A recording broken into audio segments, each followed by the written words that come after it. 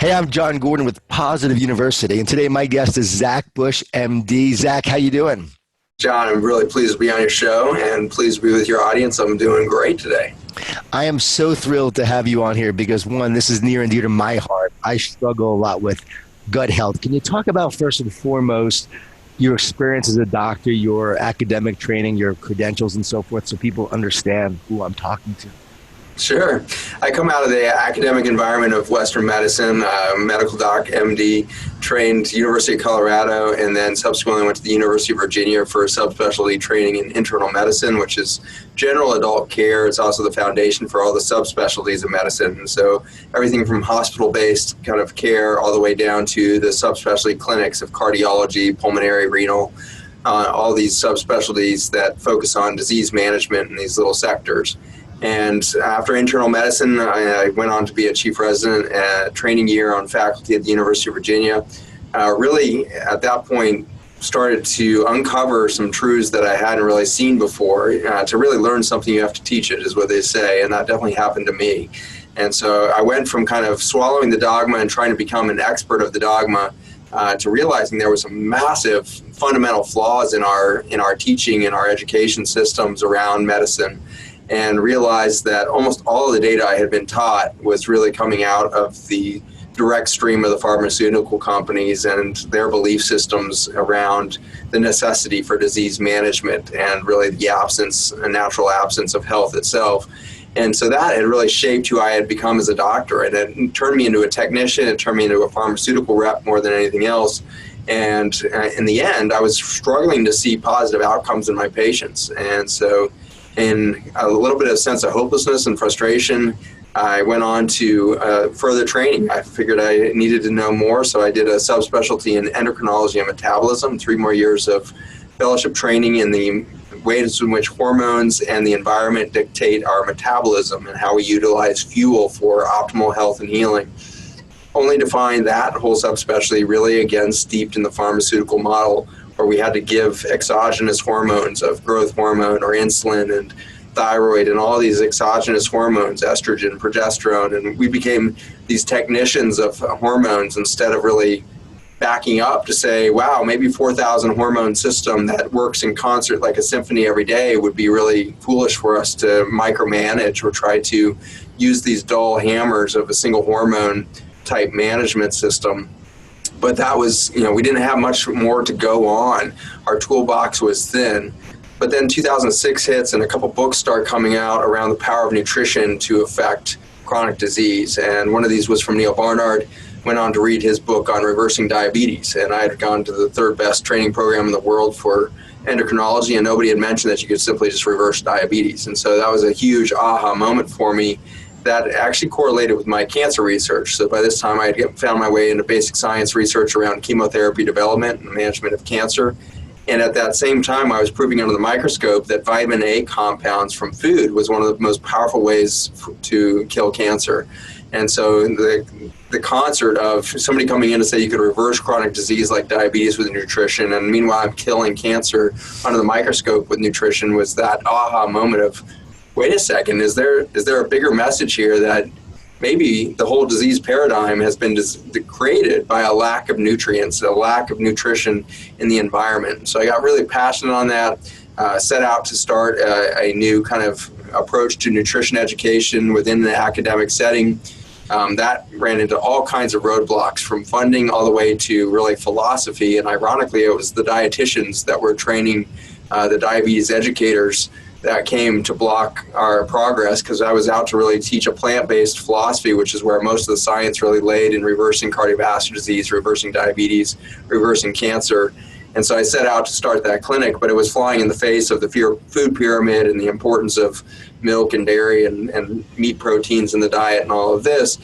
And so that led to kind of a schism, and I had to make a decision at that point that, my basic science research was collapsing because the NIH was failing under the recession of the time.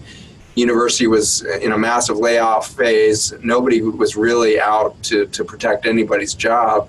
And the only way to protect your job was to wrap yourself around a pharmaceutical promise. And so the physicians that were surviving had grants that were supported by the pharmaceutical industry and everything else. And in this tumultuous time, Eli Lilly, a big pharmaceutical company, bought University of Indiana and suddenly funded all their labs, meaning that those researchers never had to write another grant again. And so there was a huge efflux of our endocrine department to the University of Indiana to start drug research there under this pharmaceutical company. And so to see the lines that had been blurred for many years suddenly be erased completely, and realizing, wow, our Western medicine paradigm really is owned and manipulated and mandated by the pharmaceutical industry at every level, and we need to break out of that. And so I didn't know how I could fix academia at the time, but I knew I could at least learn myself nutrition and become a nidus of education. So I left academia in 2010 and started my own nutrition center in rural Virginia. I figured if I could teach the most impoverished communities in our state a nutrition program that could be scalable, then I could affect the whole world. And so we set out there, and within a few months we were having extraordinary results in some of our patients. But there was a big 30% of our patients that over the next couple of years proved that the food itself was not enough to heal. The food was actually often hurting them. And we were seeing health food become noxious, inflammatory to patients with things like diabetes and heart disease and the like, chronic fatigue syndromes. Their inflammation would go up eating kale and would go down eating refined foods.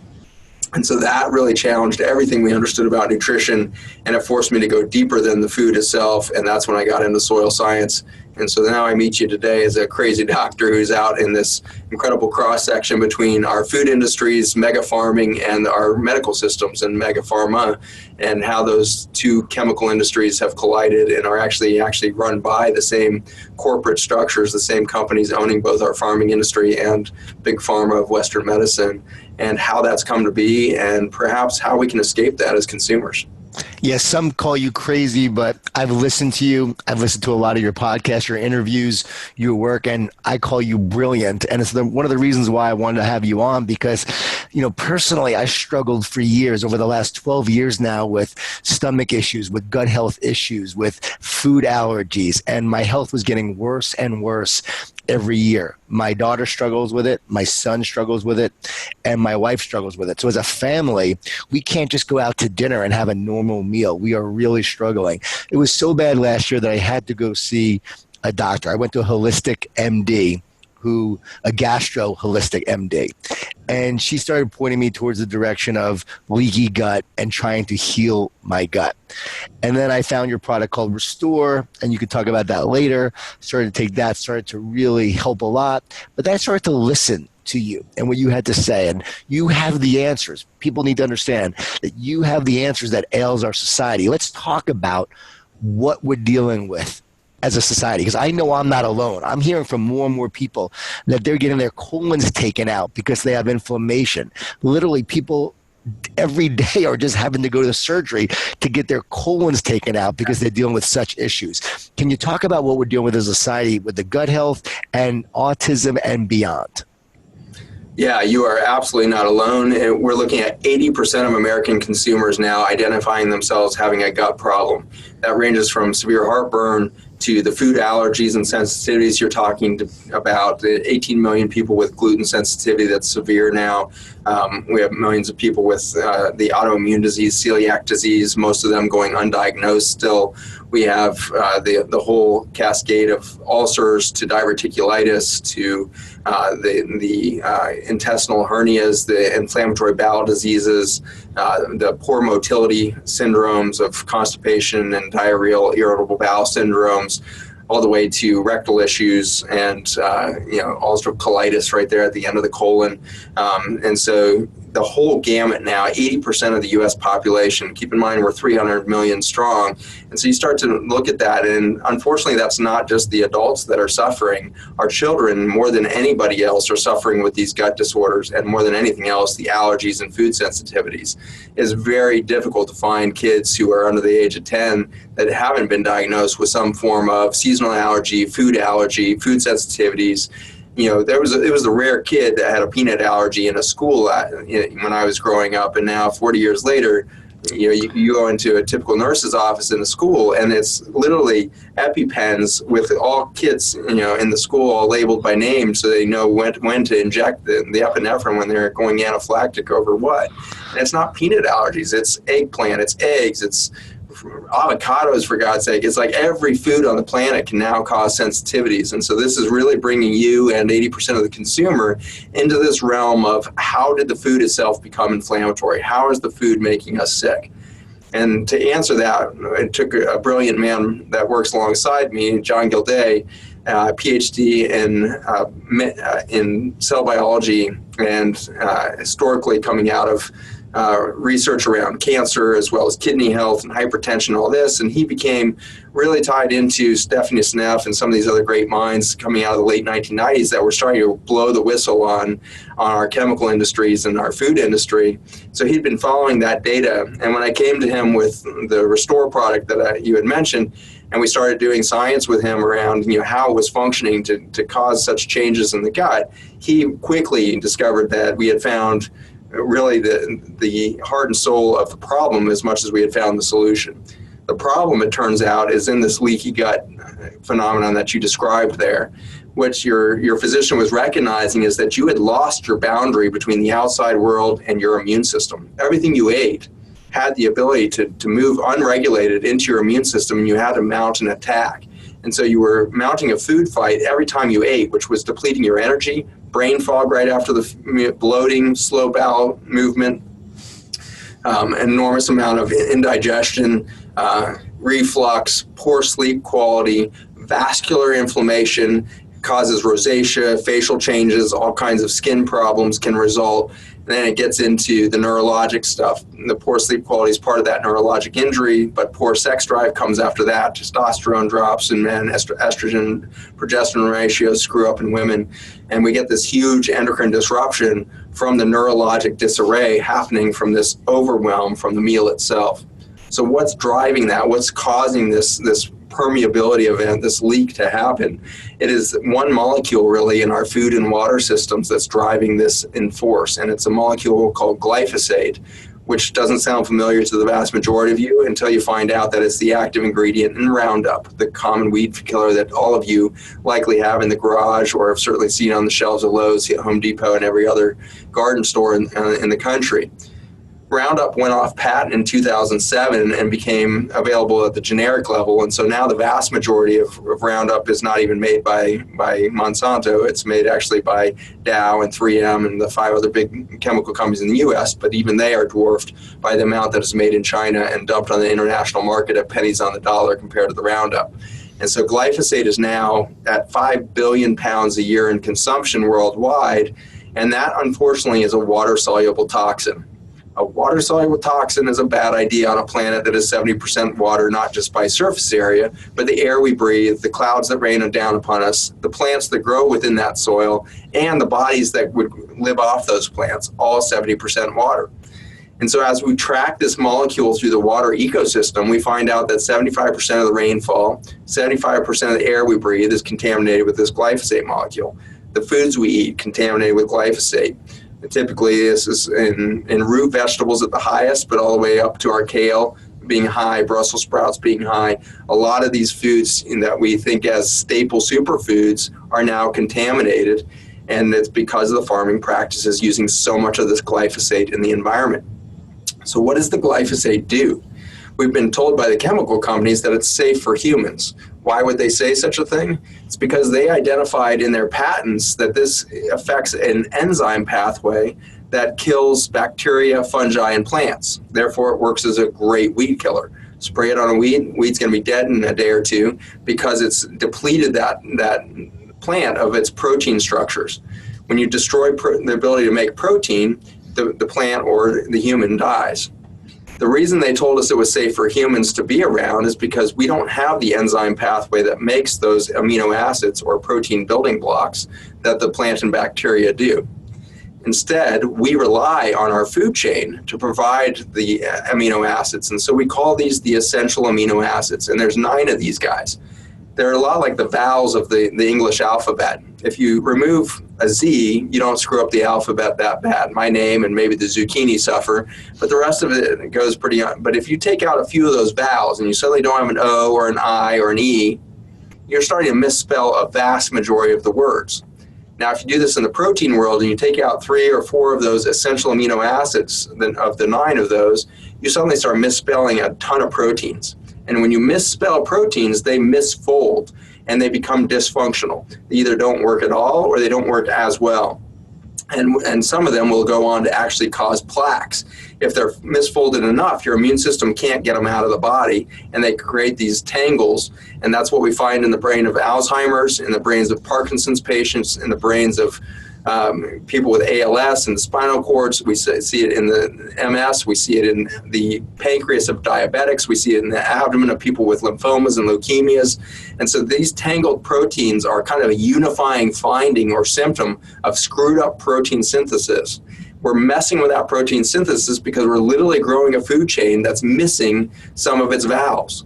And so we start misspelling proteins at the fetus level. A mother cannot build a healthy fetus without the complete complement of letters or amino acids to build that child. And so if we can't form in the fetus correctly, we come out vulnerable. At the same time, this molecule is destroying not just the proteins for human life, but for bacterial life as well. And so it functions as a potent antibiotic. And oddly, Roundup, for being the weed killer extraordinaire that it is, has never been patented as such. It's been patented instead as an antibiotic, antifungal, antiparasite. It kills life in the soil. It also kills life in your gut. So when you're eating and drinking and breathing Roundup, you're killing the microbiome in its antimicrobial properties. You can't pick up a newspaper or a magazine these days without realizing that the microbiome is somehow important. And that term isn't even well understood by doctors, let alone the lay public yet. We keep thinking of bacteria, it must be the microbiome because we've heard of probiotics.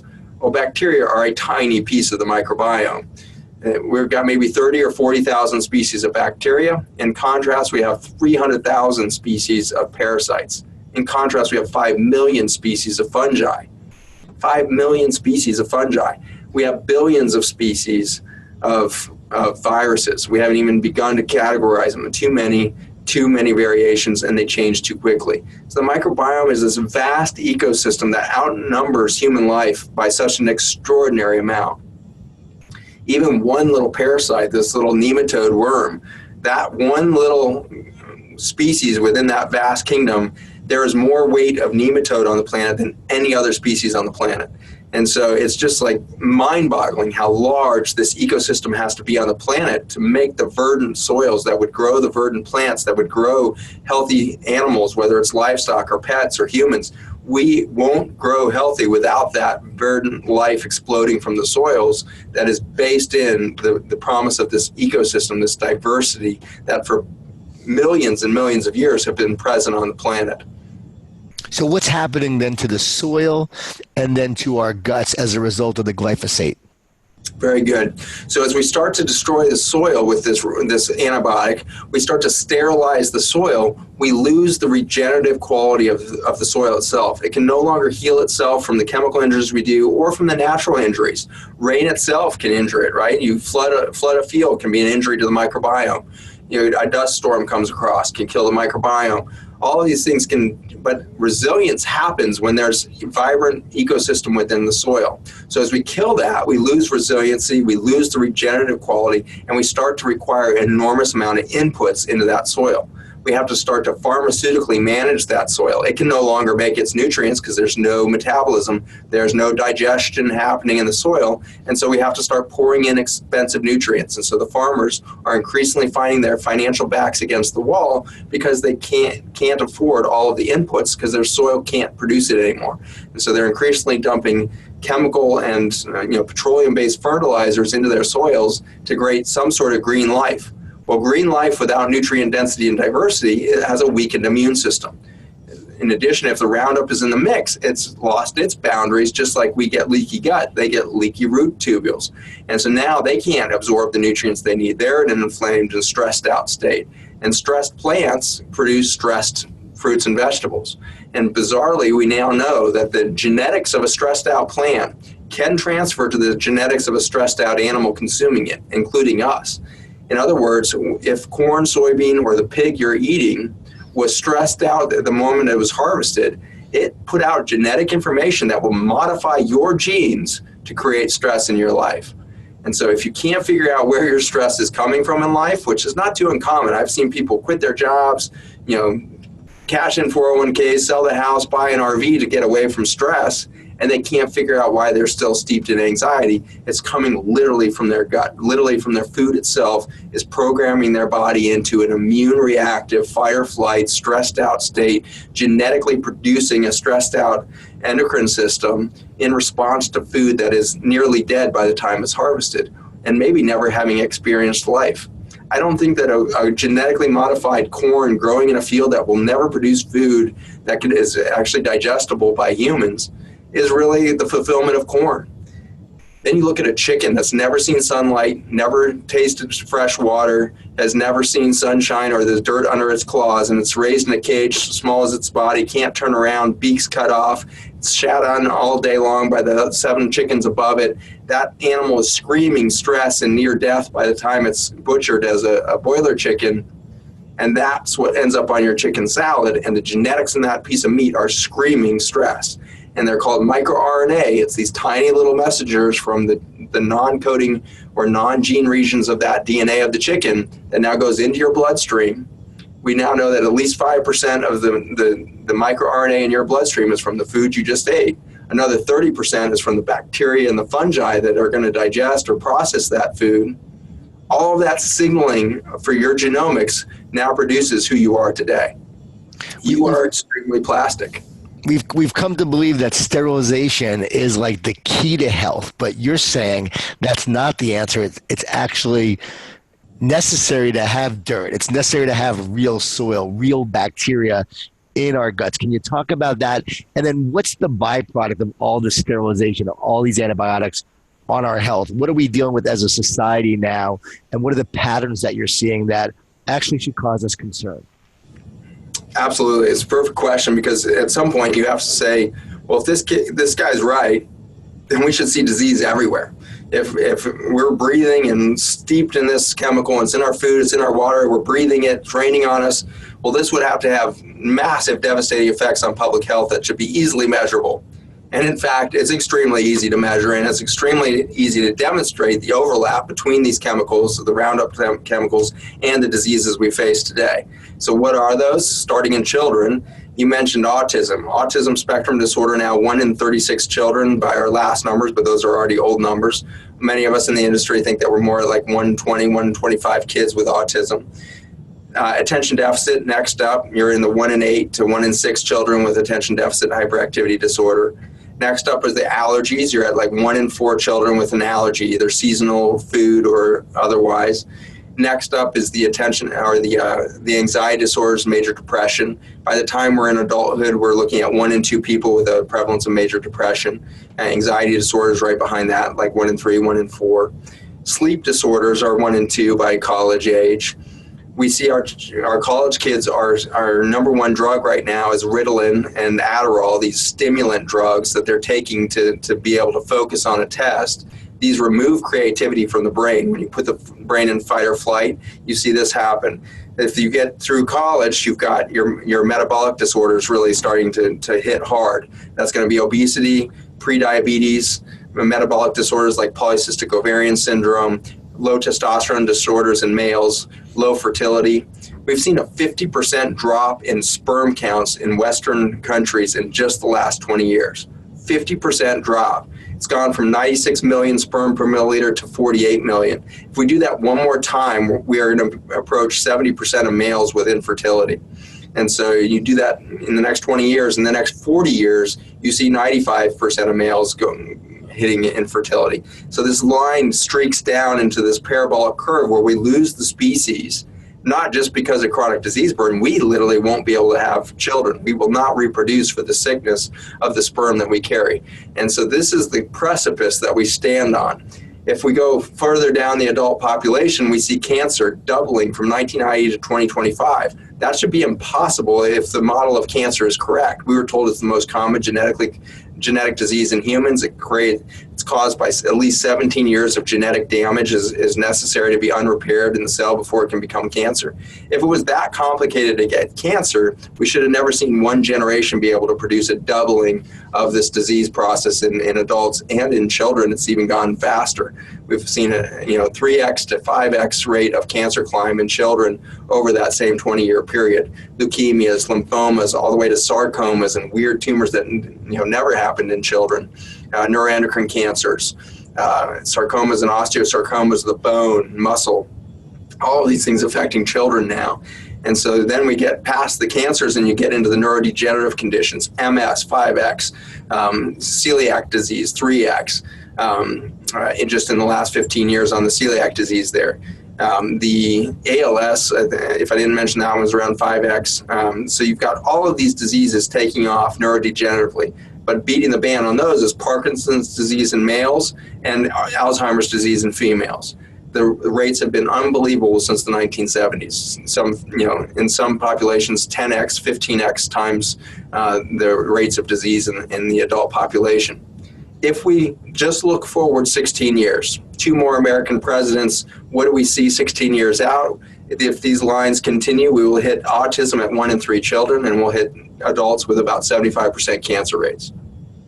That is the collapse of an empire. There is no financial inspiration that we can do for one another. There's no way we can take the business accelerator model to enough economic surplus that we would be able to support that generation of disease. We cannot support 1 in 3 children with autism, period, let alone any of the other diseases.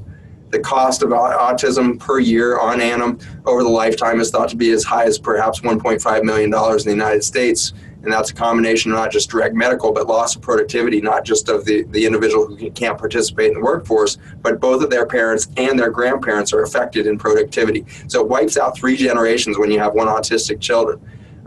And so we'll see the impact of productivity through 3 generations in 1 in 3 families. And then we have to deal with the rest of those diseases that I've gone into.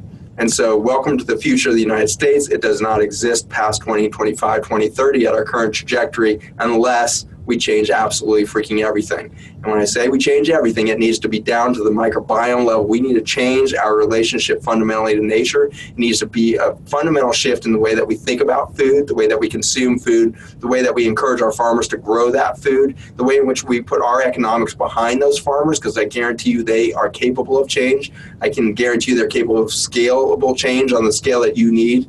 And so these farmers that we are working with now every day are some of the most inspirational, brave characters I've ever met. And they are so ingenious in their troubleshooting, their problem solving. These are the geniuses among us, and they are generations old in their resilience and their desire to deliver a great product to you. And so they are capable of making the shift, but they need to know that we as consumers are willing to put our money where it's at, really support not just buying good quality food, but we support a new economy around these farmers. The best relationship with banks via the Farm Bill, which backs the crop insurance, which is really a welfare program to the farmers, which means the farmers can't grow food. They can only grow commodities crops, corn, soybean, alfalfa, canola, which never ends up on your plate. They don't even grow food. We keep saying, Monsanto and these big companies in the chemical world keep saying we have to have chemical farming, we have to have GMO to feed the world. They are not even feeding you or your children. Kansas is 90% under cropland. 90% of the food that is consumed in Kansas is imported. They're not even growing their own food, let alone feeding the world. 1 in 4 children in Kansas goes to sleep hungry. We are starving our farmers and their children into this oblivion because we won't let them grow food. We are making them grow corn, soybean, alfalfa for what? Mostly for the fuel industry and the plastics industry, the chemical companies, the processed food industry. That's what takes the majority of the crops that we grow.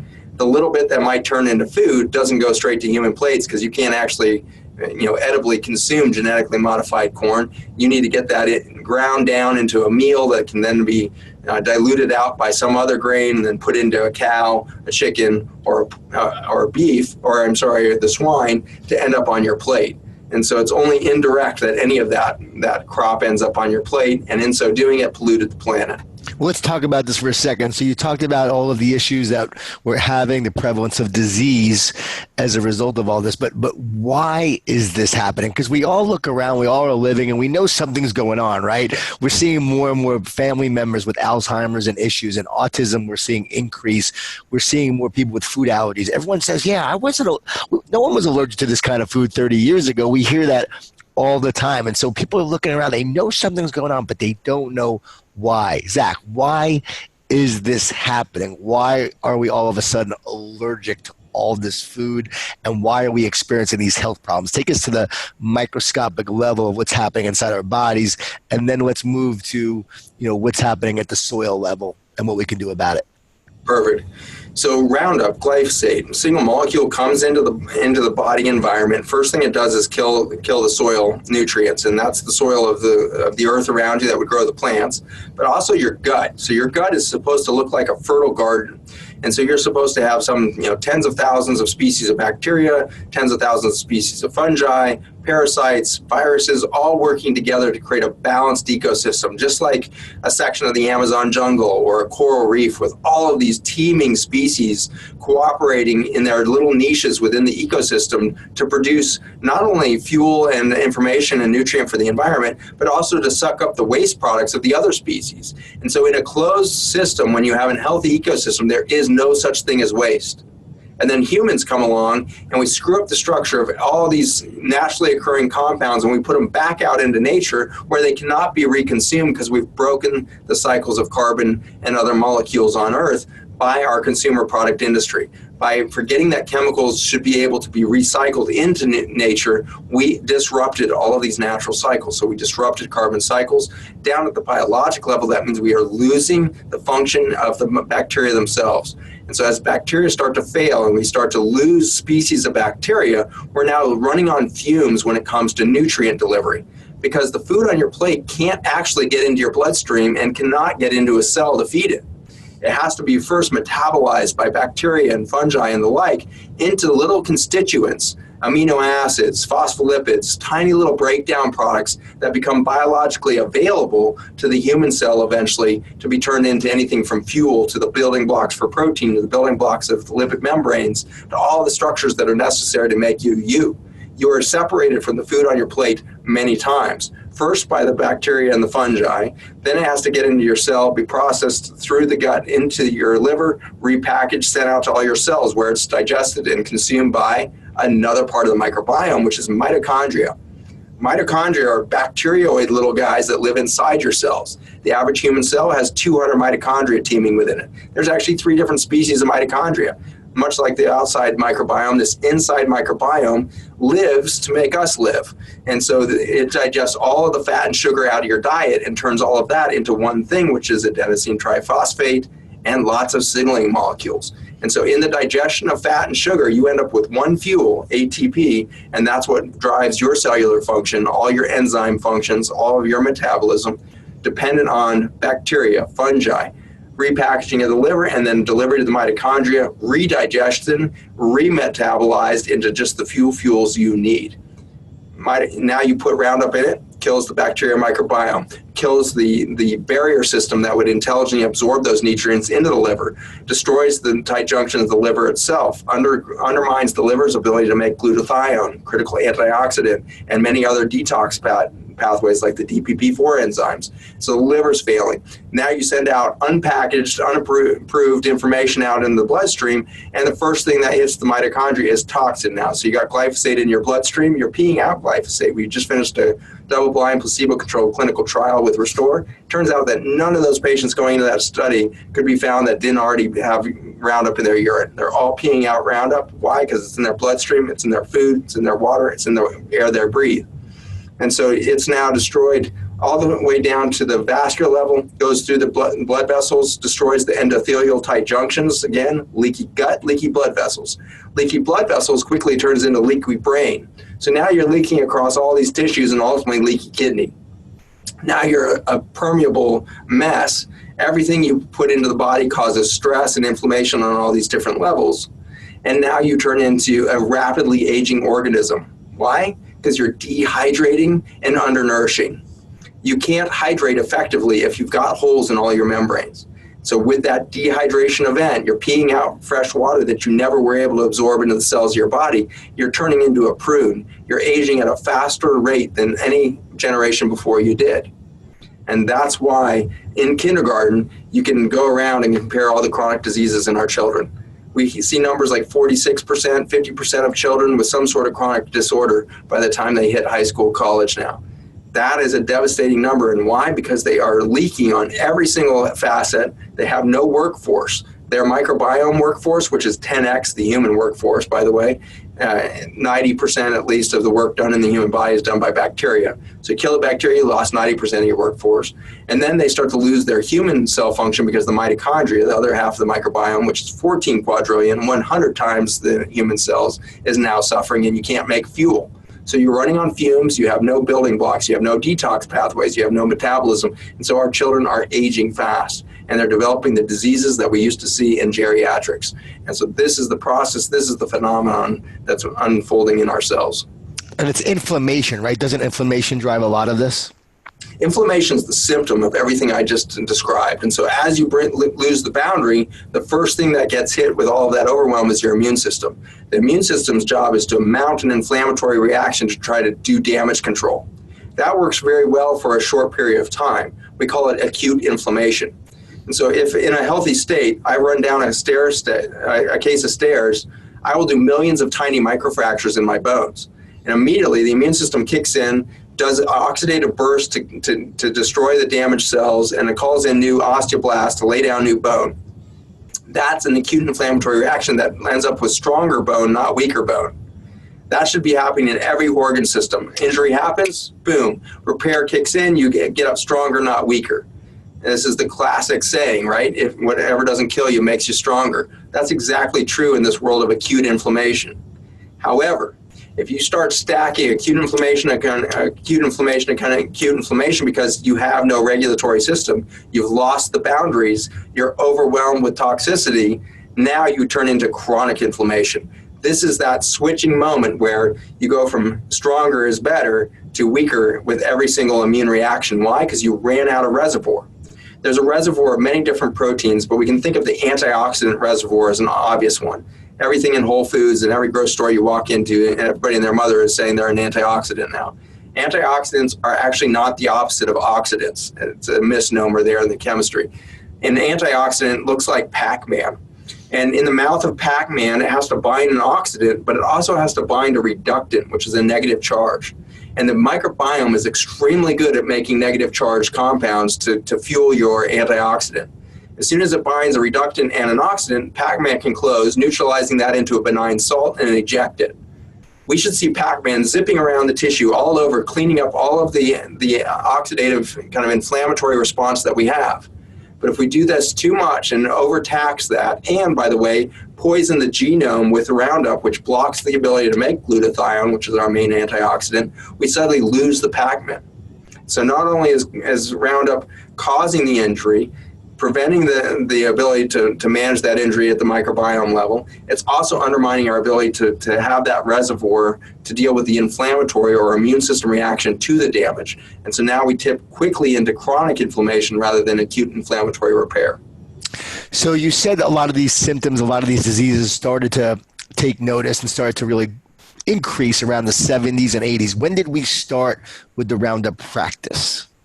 Yeah, so Monsanto grabbed that patent in 1974. The chemical was made in 1959 by a Japanese researcher, was not put into the marketplace in any significant amount. The category of this chemical is called organophosphate. This is the same category in which Agent Orange sat, and that's why Monsanto was such an expert in this area, is they made Agent Orange. And so they were made their mark on the world when they started into chemical warfare. We killed most of Cambodia and Vietnam through serial bombing with Agent Orange. We destroyed entire jungles into moonscapes. No bacteria, fungi, plants left in those spaces. Took them decades and still to this day haven't recovered many of those ecosystems back to normal yet. And in the process, we caused massive amounts of skin burns and cancer and endocrine disruption and all this through that organophosphate poisoning of their water systems and everything else. And so we caused decimating work in the chemical warfare environment. War ends, And Monsanto can't sell Agent Orange, turns their attention to another organophosphate and decides to use it as a pipe cleaner. It was initially developed as an industrial pipe cleaner to clean out sediment and clogged large sewer pipes and the like coming out of these chemical factories. Worked brilliantly because it sucks nutrients out of the environment. And so it sequesters or chelates minerals, and that's terrible for the soil, but great for a clogged pipe. And so the problem was when the water dumped out the end of that pipe, it killed everything in the pond. So they realized it really wasn't going to work well because to use it at the doses that they needed for chelation, they were killing all life around it. And so then they had to repurpose that, and they found that it was a great weed killer. If it could kill the weeds out there, maybe it could kill weeds in smaller dose. And unfortunately, this was a unifying feature of the male, especially American male brain, is it doesn't like to weed. And so we, as consumers, by the 1980s, started spraying Roundup into our driveways, sidewalks, and everything else. And I believe we created this for the first epidemic as homeowners, not even as farmers. Farmers at this time in the 1980s still had to use it very sparingly because if it got close to their crops, it would kill their crops. So during the 80s, we're pouring it into our gutters and water systems in the municipal system. We started drinking Roundup. And so we see an uptick of all the chronic diseases we're talking about. Then 1992 hits. And in 1992, we start spraying wheat. Wheat is one of the few crops that you want dead before you harvest it. And so Monsanto came along, and instead of selling it as a weed killer, they sold it as a desiccant to wheat farmers and said, spray your wheat early and it will dry it quick and you can get that harvest in early so it's not risked by the fall weather, or if you're in a southern climate, you could get two crops in. Go ahead and kill it early, reseed, get 2 crops of wheat out. And so through all of these little finagles and marketing strategies, they started in 1992 to spray more acres every year since then of wheat worldwide. By the mid-1990s, we discovered this onset of gluten sensitivity and the autoimmune disease celiac. Every year that we sprayed more acreage, there was a linear increase that matched that acreage spraying with the celiac disease. We've now, as a laboratory, been working out the details of how this gluten sensitivity happens. It turns out that when Roundup hits the gut wall, it creates a hypoxic injury, a lack of oxygen. And with that lack of oxygen, the gut lining expresses a bunch of receptors that then bind to gluten. And the gluten creates a further synergy with Roundup to damage the tight junctions and create severe leaky gut. And so now we have a huge percentage of the population that's had a gut sensitized from Roundup that now reacts to gluten. If you put gluten-sensitive patients on a strict gluten-free diet, 85% of them still have the same symptoms, although perhaps less severe, same symptoms after a whole year of no gluten. It's because they're still experiencing on a daily basis Roundup and glyphosate in their diet and everything else, and that's what's driving the other thing. The gluten is simply a second hit. It's the glyphosate injury. So I don't actually believe there's such a thing as gluten sensitivity. There's only glyphosate toxicity, and gluten is just fuel on the fire. Is that why people say they can go over to Europe and eat wheat over there and be fine with it? Precisely why. And so you take a gluten-sensitive patient out of my clinic, send them over to Europe. They can't help themselves. Maybe it's the cute women, I don't know, but they're eating croissants on the streets of Paris 2 days later. And my gosh, they come back and they're like, Doc, I ate like 3 croissants a day by the time I left France because it just was no problem. And they come back here and they tell me, I think I'm cured. And I'm like, well, I don't think you are, but you can give it a shot. 1 croissant takes them 2.5 days to recover from brain fog, poor sleep quality, sex drive's gone, and all the rest. That wheat with Roundup in it is going to destroy that ecosystem, and then on top of it, create this synergy effect of the gluten glyphosate phenomenon. Didn't Monsanto lose a lawsuit recently that proved that it was harmful to us? They finally lost their first big cancer case. There's 11,000 cancer cases in the pipeline. Most of these are leukemias and lymphomas because we've worked out the exact mechanisms of that very well over the years. But Monsanto, it turns out, published their own cancer data around Roundup in the 1980s. But they said that it was at such high dose that it was necessary to be exposed to that there's no way it could be significant in human consumption to the farming industry. But keep in mind, that was the 1980s. They themselves couldn't even envision a day when they could actually genetically modify our foods that we would spray it directly. And so I don't think they even guessed at how much Roundup they would ultimately sell when they figured out how to genetically modify corn and soybean and alfalfa and sugar beet to be sprayed directly with this chemical and delivered right to us. And so the wheat was the tipping point, But by the 1998, 2000 range, we were hitting 85% of corn and 95% of soybean crops being grown as Roundup resistant seeds that were then sprayed throughout their life cycle with this Roundup chemical, and we're eating it now and drinking it. And it's a devastating effect on the ecology, devastating effect all the way down to humans. But one of the most powerful ways to demonstrate this at a public health level, take a look at our documentary series maybe, but see this in spades. But if you map out the Mississippi River and its tributaries, where we collect 85% of the Roundup sprayed in our country, you can see the cancer rates rise as you go down that river. And at the last 90 miles of the Mississippi River now, we have the highest rates of cancer in the entire developed world. So that's Baton Rouge to New Orleans, Louisiana. That's Cancer Alley. And that is not what was happening 25 years ago. The highest cancer rate deaths through all previous history before 2007 was up in the Northeast and Northwest. The poverty that's been rampant in the South for 200 years was never the driver of disease. The driver of disease that we now associate with the deep South of Mississippi and Louisiana, all the obesity, diabetes, cancers, all of that was not happening until we poisoned their waters with Roundup. So the Roundup is actually making its way down the river towards this location where they have high rates of cancer. And you can map it all the way down. High rates of cancer throughout the whole farming sector now, way above where we see in the Northeast and Northwest as we used to see it. Now the farming territories from Minnesota and Montana all the way down, through Wisconsin and Michigan and all of this, all the way down through the Midwest, all the way down into the deep South, highest cancer rates everywhere.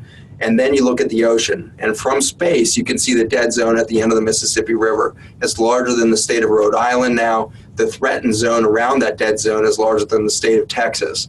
And so we're killing not just humans at the end of that river, we're killing life on planet Earth at the end of that river. Talk about your documentary. What's that called?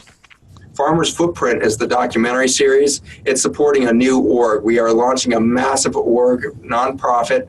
My expectation and hope is that you'll help me put my biotech companies out of business over the next 30 years. I don't want to make Restore for the planet. That feels like a waste of time and effort from Mother Nature. She has given us a huge gift in understanding that her soils can heal Roundup injury. She can have an antidote to this toxin we've put into her soils. But we need to learn from that, not to utilize all these ancient soils that we're extracting this molecule from for supplementation. We need that to be short-lived. I want the next 10 years, 20 years to completely change the farming industry so we don't need to supplement this stuff. And so join the Farmers Footprint movement. We're bringing a new economy around farmers. And so you're donating directly to 3 buckets when you donate to Farmers Footprint. One is education, consumer education through the documentary series, and town hall meetings. We've got town hall packets. So if you want to activate your community, we'll have the PowerPoints, the media, the short docuseries to show, and all of the rest. But also education of the farmers, university level, stem to stern. How do you take chemical farms and turn them into large-scale regenerative organic farms? That is not done on scale in most places, but we now have, through our partnerships, over 1.5 million acres that have successfully made that jump. We need to accelerate that. That took 20 years to do 1.5 million acres. We need to do 5 million acres in the next 5 years and prove how much money comes out of that. The early signs are clearly saying we can make $40 net in a commodities market in farming today with conventional ag. We can 10x that return with regenerative agriculture. We can create not 1 or 2 revenue streams on that farm, but 6 to 8 revenue streams on that farm. And we can go to $400 to $500 an acre returns instead of $40 an acre return. That is inspiring a lot. And so our nonprofit isn't just taking attention from our consumers, but large corporations are jumping in. Adobe Acrobat, the big software company, just jumped in with us. United Healthcare is talking about jumping in with us. We've got action from over 5 different large hedge funds that want to become part of the new capital structure around farmers. We can break the back of the farm bill. We can break the back of the welfare system, of the crop insurance, and we can create our own private economy that joins consumer dollars, investment, and impact investor dollars to create this new economy around our farming industry. And I guarantee you our farmers will jump.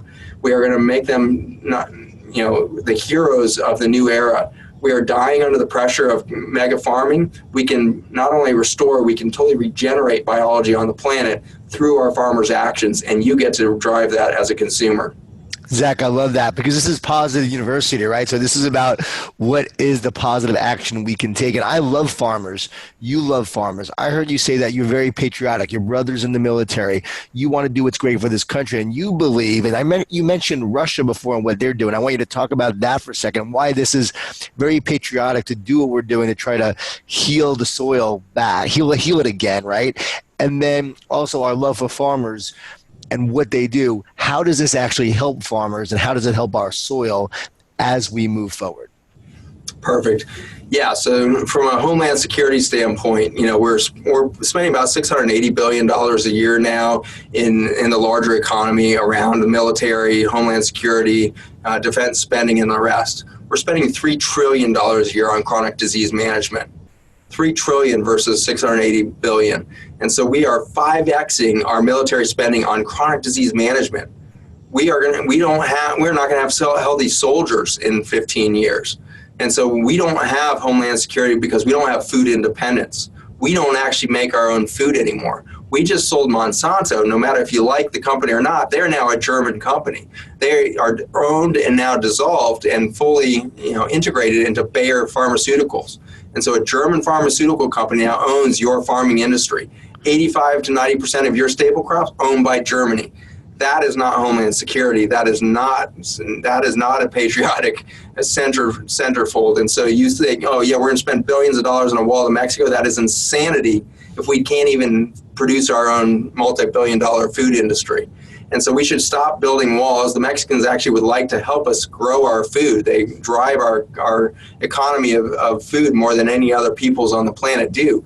And we're building the wall against them. And so we need to recognize North America, Canada, Mexico, and the United States need to come together and recognize that if we don't step up as a continent and start producing real food, we are doomed. Why? Because all the other countries are ahead of us. Russia, you mentioned, is first among the developed nations to say that they are going to be Roundup free. They're going to be totally organic nation by 2025. We are not even going to be 10% organic by that time at our current rate. We cannot wait for the consumer to change under current awareness. We need to be a force of awareness. You need to get on this bandwagon, and you need to change the awareness of your family, your church, your workplace, whatever it is that you touch in the community. Become that natives of change and say, no, screw that.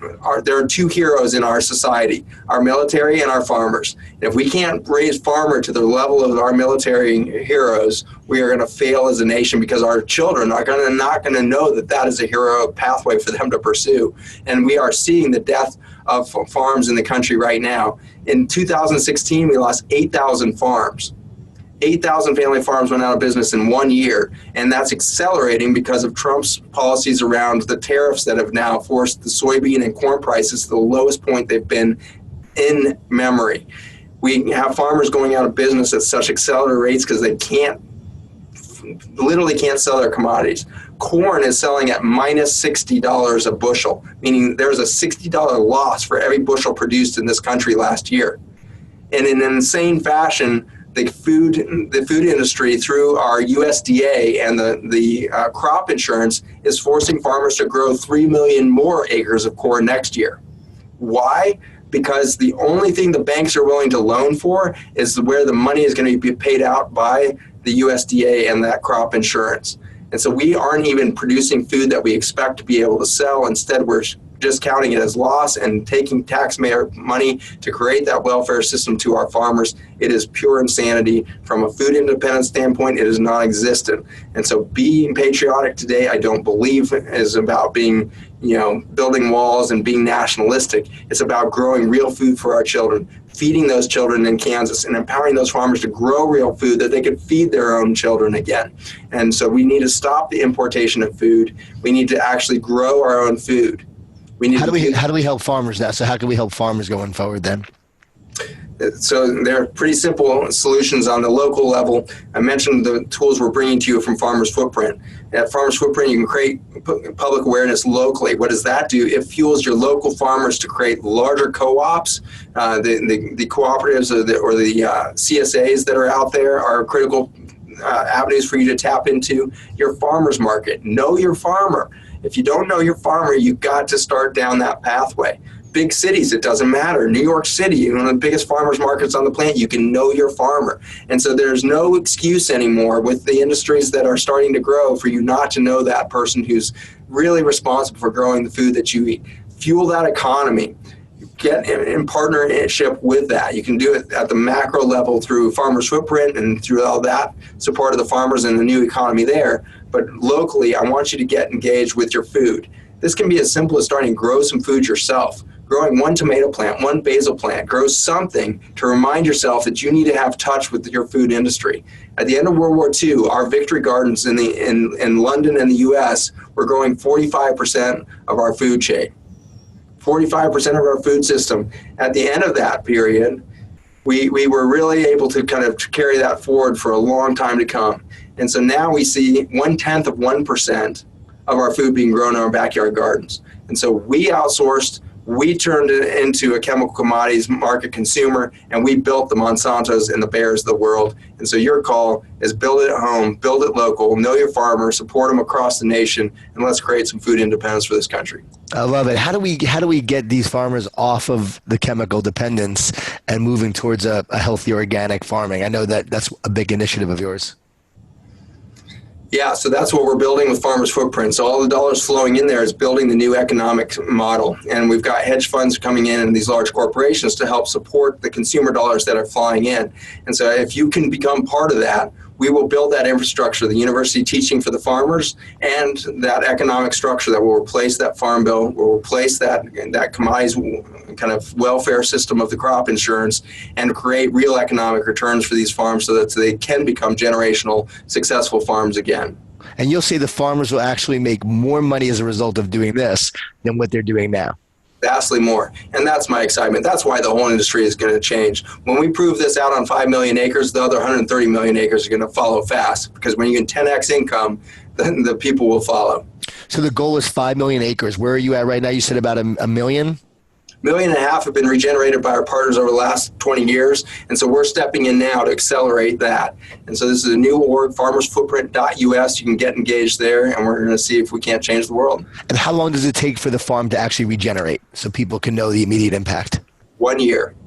And so you stop spraying and plowing for 1 year, and you see complete recovery of everything from the earthworm populations to the mycorrhizae, and the soil is improving within a single year of regenerative practices. Last question, Zach. What are you looking forward towards going forward towards the future? What are you excited about going forward? I think we're going to change absolutely everything. And I can't wait to see what the world looks like when nothing's the same. I don't want a single consumer product to look the same. I don't want a single company that I drive by in the day to look the same. I want the whole world to shift so that my kids and grandkids and everybody else can see a different future, and that we stick around a little longer than those 70 years we're currently on track for. I'm excited for our future. Zach Bush, where can people find out about you and find out about all the work and your movement that you're creating? Education-wise, zachbushmd.com for the kind of the medical and health side, farmersfootprint.us for the farm activation and your town hall meetings and everything else to activate your local communities. For the Restore product, it's restore4life.com. You can find it on Amazon Prime. You can find it at a lot of health food stores around the country, and a lot of your integrative medicine clinics, over 900 of them around the country, carrying the product as well. So you'll find that out there for your family resources. For your pets, there's a product called LumaPet. You can find that online as well. And then we've got Big Ag products coming out as well, but probably not for your consumer base. So lots to be had out there, and we enjoy the opportunity to converse with all of you. The social media environment's huge. The Instagram is a good place to stay in touch with everything we're doing across Farmers Footprint, Zach Bush MD, and the like. And so stay engaged. We're eager to hear from you, and we're excited about the momentum that you guys are really creating out there. Zach Bush, thanks for your information, your knowledge, your awareness, and most of all, your passion to help us change this world. And I believe you're on the right track, and I just hope more and more people listen to this, understand what's really going on, and so they can make changes. I've made changes. It's changed a lot. It's really helped me a lot, but we have so much more work to do, and this is just a great place to start. So thank you so much. John, thank you so much for having me on. Appreciate everybody listening. Thank you for keeping the momentum going.